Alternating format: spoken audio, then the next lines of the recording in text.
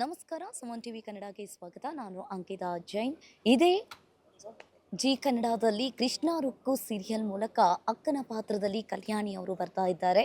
ಅವರನ್ನೇ ನಾನು ಮಾತನಾಡಿಸ್ತಾ ಹೋಗ್ತೀನಿ. ಹಾಯ್ ಮ್ಯಾಮ್, ಹೇಗಿದ್ದೀರಾ? ಹಾಯ್, ನೀವು ಹೇಗಿದ್ದೀರಿ? ನಾನು ಚೆನ್ನಾಗಿದ್ದೀನಿ. ನಾನು ಕೂಡ ಚೆನ್ನಾಗಿದ್ದೀನಿ. ಕೃಷ್ಣ ರುಕ್ಕು ಮೂಲಕ ಅಕ್ಕನ ಪಾತ್ರದಲ್ಲಿ, ಕಲ್ಯಾಣಿ ಪಾತ್ರದಲ್ಲಿ ಬರ್ತಾ ಇದ್ದೀರಾ. ಏನೆಲ್ಲ ಚಾಲೆಂಜಸ್ ಇತ್ತು? ಪ್ರೊಡಕ್ಷನ್ ಹೌಸು ತುಂಬ ಚೆನ್ನಾಗಿ ಹೇಳಿದ್ರು, ಚೆನ್ನಾಗಿದೆ ಅಂತ ಹೇಳಿ ನೀವು ಕೂಡ ಹೇಳಿದ್ರಿ. ಏನೆಲ್ಲ ಚಾಲೆಂಜಸ್ ಇತ್ತು ನಿಮ್ಮ ಪಾತ್ರದ ಬಗ್ಗೆ ಹೇಳಿ. ಸೀರಿಯಲ್ ಅಂದ್ರೇ ಒಂದು ದೊಡ್ಡ ಚಾಲೆಂಜು. ಆರ್ಟಿಸ್ಟ್ ಲೈಫ್ ಅನ್ನೋದೇ ದೊಡ್ಡ ಚಾಲೆಂಜು. ನನ್ನ ಪಾತ್ರದ ಬಗ್ಗೆ ಹೇಳಬೇಕು ಅಂತಂದರೆ, ಕಲ್ಯಾಣಿ ಮನೆಯ ಹಿರಿಯ ಅಕ್ಕನ ಪಾತ್ರ. ಅಂದರೆ ನನಗೊಬ್ಬ ಅಣ್ಣ ಇರ್ತಾನೆ, ಇಬ್ಬರು ತಂಗಿಯಂದ್ರೆ ಇರ್ತಾರೆ. ಒಂದು ಪ್ರೀತಿಯ ಅಮ್ಮ. ನಾನು ಹೇಗಂದರೆ ತುಂಬ ಕೇರಿಂಗ್ ಅಕ್ಕ, ತುಂಬ ಪಾಸಿಟಿವ್. ಅಣ್ಣ ಏನೇ ಟೆನ್ಷನ್ ಮಾಡಿಕೊಂಡ್ರು ಅಥವಾ ನನ್ನ ತಂಗಿ ಏನೇ ಟೆನ್ಷನ್ ಮಾಡಿಕೊಂಡ್ರು ಅದನ್ನು ಇಲ್ಲ ಆರಾಮಾಗಿ ನಡ್ಸ್ಕೊಂಡು ಹೋಗ್ಬೋದು ಅಂತ ಪಾಸಿಟಿವ್ ಆಗಿರುವಂಥ ಒಂದು ಕ್ಯಾರೆಕ್ಟರ್.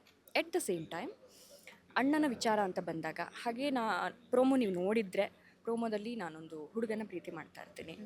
ಅವನ ವಿಚಾರ ಅಂತ ಬಂದಾಗ ನಾನು ತುಂಬ ಅಗ್ರೆಸಿವ್, ತುಂಬ ಪೊಸೆಸಿವ್. ಸೊ ನನ್ನ ಅಣ್ಣನಿಗೆ ಅಥವಾ ನಾನು ಪ್ರೀತಿಸಿದ ಹುಡುಗನಿಗೆ ಏನಾದರೂ ತೊಂದರೆ ಆಗುತ್ತೆ ಅಂತ ಅಂದಾಗ ಅಷ್ಟೇ ಅಗ್ರೆಸಿವ್ ಆಗ್ತೀನಿ. ಸೊ ಚಾಲೆಂಜಸ್ ಬಂದು ಇದರಲ್ಲೇ ಗೊತ್ತಾಗಿರ್ಬೋದು. ಒಂದು ಶೇಡ್ ಬಂದು ತುಂಬ ಪಾಸಿಟಿವ್ ಇರುತ್ತೆ. ಅದೇ ಅಣ್ಣ ಈ ಥರ ಮೋಸ ಅಥವಾ ನೋವು ಅಂತ ಬಂದಾಗ ಅಷ್ಟೇ ಅಗ್ರೆಷನ್ ಇರುತ್ತೆ. ಸೊ ಎರಡನ್ನ ಒಟ್ಟಿಗೆ ನಡ್ಸ್ಕೊಂಡು ಹೋಗೋದು ಸ್ವಲ್ಪ ಚಾಲೆಂಜಸ್. ಬಟ್ ಒಳ್ಳೆ ಡೈರೆಕ್ಟರ್ ಸಿಕ್ಕಿದಾಗ, ಒಳ್ಳೆ ಪ್ರೊಡ್ಯೂಸರ್ಸ್ ಸಿಕ್ಕಿದಾಗ, ಒಳ್ಳೆ ಟೀಮ್ ಸಿಕ್ಕಿದಾಗ ಯಾವುದು ಚಾಲೆಂಜಸ್ ಅಂತ ಅನಿಸಲ್ಲ. ಸೊ ಕ್ಯಾರೆಕ್ಟರ್ ಕೂರಿಸಿದ್ದೆಲ್ಲ ನಮಗೆ ಸ್ಟಾರ್ಟಿಂಗಲ್ಲಿ ನಮ್ಮ ಪ್ರೊಡ್ಯೂಸರ್ ದಿಲೀಪ್ ಸರೇ ಡೈರೆಕ್ಷನ್ ಮಾಡಿದ್ರು ಸ್ಟಾರ್ಟಿಂಗ್. ಸೊ ಕ್ಯಾರೆಕ್ಟರ್ನ, ಕಲ್ಯಾಣಿ ಅನ್ನೋ ಕ್ಯಾರೆಕ್ಟರ್ ನನಗೆ ಕೂರಿಸಿರೋ ಎಲ್ಲ ಕ್ರೆಡಿಟ್ಸ್ ಅವರಿಗೆ ಹೋಗಬೇಕು. ಸೊ ಸದ್ಯಕ್ಕಂತೂ ಚೆನ್ನಾಗಿ ನಡೀತಾ ಇದೆ. ಓಕೆ, ಸೆಲೆಕ್ಷನ್ ಪ್ರೊಸೆಸ್ ಯಾವ ಥರ ಇತ್ತು ನಿಮ್ಮದು? ಕ್ಯಾರೆಕ್ಟರ್ ಸೆಲೆಕ್ಷನ್ನ ಏನಿಲ್ಲ, ಚಾನಲಿಂದ ಒಂದು ಸತಿ ಕಾಲ್ ಬಂದಿತ್ತು, ಈ ಥರ ಒಂದು ರೋಲ್ ಇದೆ, ನೀವು ಮಾಡಬೇಕು ಅಂತ. ಅದಾದಮೇಲಿಂದ ಪ್ರೊಡಕ್ಷನ್ ಹೌಸಿಂದ ಕರೆ ಬರುತ್ತೆ. ಹೋಗಿ ಫೈನಲ್ ಒಂದು ಲುಕ್ ಟೆಸ್ಟ್ ಅನ್ನೋದಷ್ಟೇ, ಆಡಿಷನ್ ಥರದ್ದು ಏನೂ ಇರಲಿಲ್ಲ. ಲುಕ್ ವೈಸ್ ಓಕೆನಾ ಅಂದರೆ ಕಾಸ್ಟ್ಯೂಮ್ ಇರ್ಬೋದು, ಜ್ಯುವೆಲ್ರಿ ಇರ್ಬೋದು, ಅದನ್ನು ಫೈನಲ್ ಮಾಡೋಂಥದ್ದಷ್ಟೇ. ಅಂದರೆ ಜಿ ಕನ್ನಡದಲ್ಲಿ ಮುಂಚೆ ಒಂದು ಪ್ರಾಜೆಕ್ಟ್ ಮಾಡಿದ್ದೆ, ಜಿ ಪವರಲ್ಲಿ ನಾನು ಪ್ರಾಜೆಕ್ಟ್ ಮಾಡಿದ್ದೆ. ಸೊ ಅವ್ರಿಗೆ ಗೊತ್ತಿರುತ್ತೆ ಆರ್ಟಿಸ್ಟ್ ಹೇಗೆ ಏನು ಅನ್ನೋದು. ಸೊ ಚಾನಲಿಂದ ಬಂದ ಅವಕಾಶ, ಆಮೇಲೆ ಪ್ರೊಡಕ್ಷನ್ ಕಾಂಟ್ಯಾಕ್ಟ್ ಮಾಡಿ ಓಕೆ ಆಗಿತ್ತು. ಎಷ್ಟು ಖುಷಿ ಆಗ್ತಾ ಇದೆ? ಎಸ್, ಆಫ್ಕೋರ್ಸ್ ಖುಷಿನೇ. ಯಾಕಂದರೆ ಟೆಲಿವಿಷನ್ ಅಂತ ಬಂದಾಗ G Kannada one of the top ಇದು ಚಾನೆಲ್ಸ್. ಸೊ ಆರ್ಟಿಸ್ಟ್ಗಳಿಗೆ ಜಿ ಕನ್ನಡದಲ್ಲಿ ಒಂದು ಸೀರಿಯಲ್ ಮಾಡಬೇಕನ್ನೋದು ಖಂಡಿತ ಆಸೆ ಇರುತ್ತೆ. ಅದು ನನ್ನ ಆಸೆ ಕೂಡ ಆಗಿತ್ತು. ಬಿಕಾಸ್ ಒಂದಷ್ಟು ಚಾನಲ್ಗಳಿಗೆ ವರ್ಕ್ ಮಾಡಿದ್ದೀನಿ. ಜಿ ನನ್ನ ಡ್ರೀಮ್ ಚಾನಲ್. ಸೊ ಅದೀಗ ಡ್ರೀಮ್ ಕಮ್ ಟ್ರೂ ಅಂತ ಆಗಿದೆ. ಖುಷಿ ಇದೆ. ಎಸ್ ಮ್ಯಾಮ್, ಆ್ಯಕ್ಟರ್ ಆಗಬೇಕು ಅಂತ ಹೆಂಗೆ ನಿಮಗೆ ಅನಿಸ್ತು? ಬೇಸಿಕಲಿ ನೀವು ಯಾವ ಊರು? ನಾನು ಬೇಸಿಕಲಿ ದಕ್ಷಿಣ ಕನ್ನಡ ಜಿಲ್ಲೆಯ ಸುಳ್ಯ ತಾಲೂಕು. ಓಕೆ. ನಾನು ಆ್ಯಕ್ಚುಲಿ ಏನು ಪರ್ಕಷನ್ ಪ್ಲೇಯರ್. ನಾನು ಒನ್ ಆಫ್ ದ ಚಂಡೆ ಪ್ಲೇಯರ್ಸ್. ನಾನು ಫಸ್ಟ್ ಫೀಮೇಲ್ ಚಂಡೆ ಪ್ಲೇಯರ್. ನಾನು ದಿವ್ಯಶ್ರೀ ನಾಯಕ್ ಸುಳ್ಯ ಅಂತ ನನ್ನ ರಿಯಲ್ ನೇಮ್. ನಾನು ಆ್ಯಕ್ಟರ್ ಆಗಬೇಕು ಅನ್ನಿದ್ದು ಜರ್ನಿ ತುಂಬ ದೊಡ್ಡದಿದೆ. ಅದನ್ನು ಇಲ್ಲಿ ಹೇಳೋದು ಕಷ್ಟ. ಥಿಯೇಟರ್ ಮಾಡ್ಕೊಂಡು ಬಂದೆ. ಆಮೇಲಿಂದ TNS ಅವರ ಟೀಮಲ್ಲಿ ವರ್ಕ್ ಮಾಡಿದೆ, ಸೀತಾರಾಮ್ ಸರ್ ವರ್ಕ್ ಟೀಮಲ್ಲಿ. ಅದಾದಮೇಲಿಂದ ಅವಕಾಶಗಳು ಹುಡ್ಕೊಂಡು ಬಂತು, ಕಂಟಿನ್ಯೂ ಮಾಡ್ತಾಯಿದ್ದೀನಿ. ಓಕೆ, ನಿಮ್ಮ ಅಪ್ಪ ಅಮ್ಮ ಎಲ್ಲ ಎಷ್ಟು ಸಪೋರ್ಟ್ ಇದ್ದಾರೆ ನಿಮಗೆ? ಪೇರೆಂಟ್ಸ್ ಸಪೋರ್ಟ್ ಇಲ್ಲದೆ ಏನೂ ಆಗಲ್ಲ. So parents are my supporters, big supporters. And ನನ್ನ ಅಕ್ಕ ಇದ್ದಾಳೆ ರೂಪಾ ಅಂತ.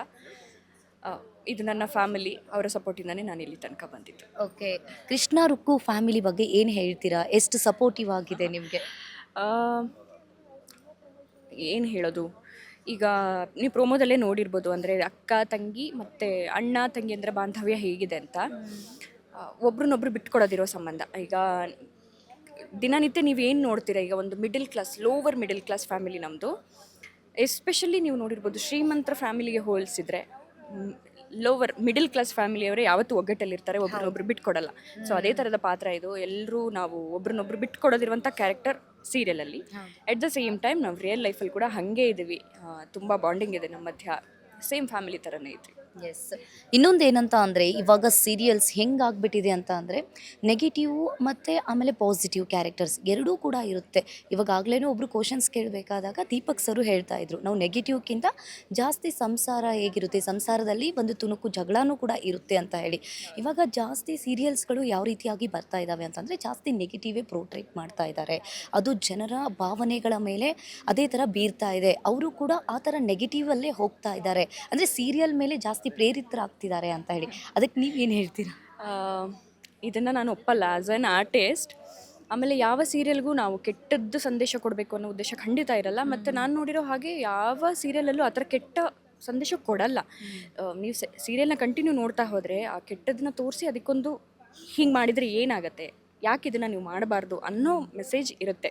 ಯಾವುದೋ ಒಂದು ಕೆಟ್ಟ ಸೀನ್ನ ನೋಡಿಕೊಂಡು ಇಡೀ ಸೀರಿಯಲೇ ಹಾಗಿದೆ ಅಥವಾ ಇಡೀ ಇಂಡಸ್ಟ್ರಿನೇ ಹಾಗಿದೆ ಸೀರಿಯಲ್ ಇಂಡಸ್ಟ್ರಿ ಅಂತ ಅನ್ನೋದು ತಪ್ಪು. ಇದನ್ನು ನಾನು as an artist, as A Weaver ಕೂಡ ನಾನು ಅದನ್ನು ಒಪ್ಪಲ್ಲ. ಯಾಕಂದರೆ ಸುಮಾರು ಸೀರಿಯಲ್ಗಳನ್ನ ನೋಡಿದ್ದೀವಿ, ಸೀರಿಯಲಲ್ಲಿ ಮಾಡಿದ್ದೀವಿ.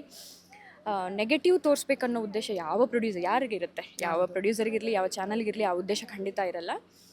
ಕೆಟ್ಟದ್ದು ಮಾಡಿದ್ರೆ ಮುಂದೆ ಇದಾಗತ್ತೆ, ಸೊ ನೀವು ಮಾಡಬಾರ್ದು ಅನ್ನೋದು ಒಂದು. ಆಮೇಲೆ ನಾನು ಹೇಳೋದು ಸ್ವಂತ ಬುದ್ಧಿ ಅನ್ನೋದು ಎಲ್ರಿಗೂ ಇರುತ್ತೆ.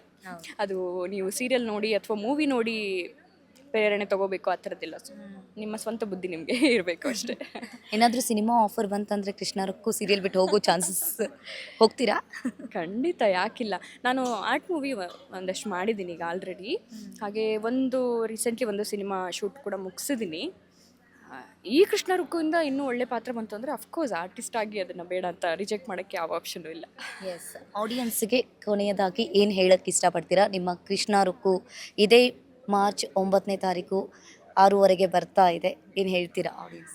ಆಡಿಯನ್ಸ್ ಇಲ್ಲದೆ ಆರ್ಟಿಸ್ಟ್ಗಳಿಲ್ಲ, ಪ್ರೊಡ್ಯೂಸರ್ಸ್ ಇಲ್ಲ, ಚಾನಲ್ ಇಲ್ಲ, ಏನೂ ಇಲ್ಲ. ಬಿಕಾಸ್ ಅವ್ರು ನೋಡಿದ್ರೆ ಅಷ್ಟೇ ನಮ್ಮದು ಏನೇ ಶ್ರಮ ಅದಕ್ಕೆ ಫಲ ಸಿಗೋಕ್ಕೆ ಸಾಧ್ಯ. ಸೊ ಆಡಿಯನ್ಸ್ ದಯವಿಟ್ಟು ನಮ್ಮ ಜೊತೆ ಇರಬೇಕು. ಮಾರ್ಚ್ 9ರಿಂದ ಕೃಷ್ಣ ರುಕ್ಕು 6:30ಗೆ ನಿಮ್ಮ ಮನೆಗೆ ಬರ್ತಾ ಇದ್ದೀವಿ. ನಮ್ಮ ಜೊತೆ ನಿಲ್ಲಿ, ನಮ್ಮನ್ನು ಸಪೋರ್ಟ್ ಮಾಡಿ. Thank you ma'am, thank you so much. ನೋಡಿದ್ರಲ್ಲ ವೀಕ್ಷಕರೇ, ಇದಾಗಿತ್ತು ಕಲ್ಯಾಣಿ ಅವರ ಮಾತು.